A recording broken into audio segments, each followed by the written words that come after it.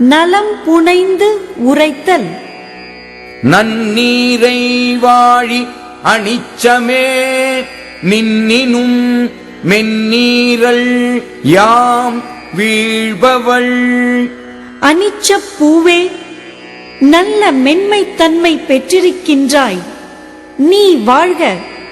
யாம் விரும்பும் காதலி உன்னைவிட மெல்லிய தன்மை உடையவள்.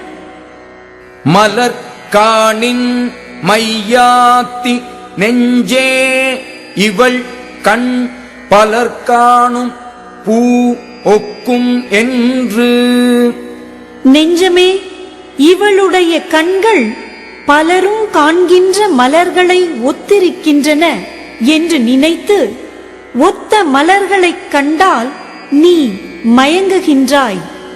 முறி மேனி முத்தம் முறுவல் வெறி நாற்றம் வேல் உங்கண் வேய் தோளவட்கு.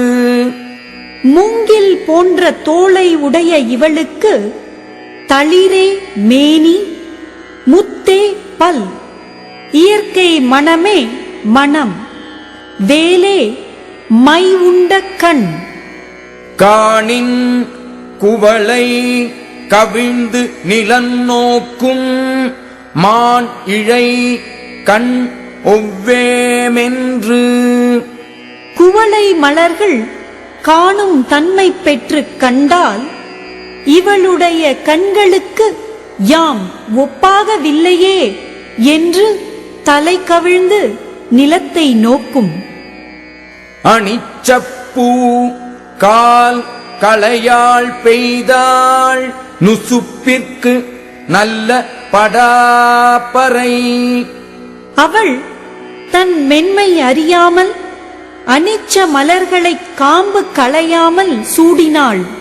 அவற்றால் நொந்து வருந்தும் அவளுடைய இடைக்கு பறைகள் நல்லனவாய் ஒலியா.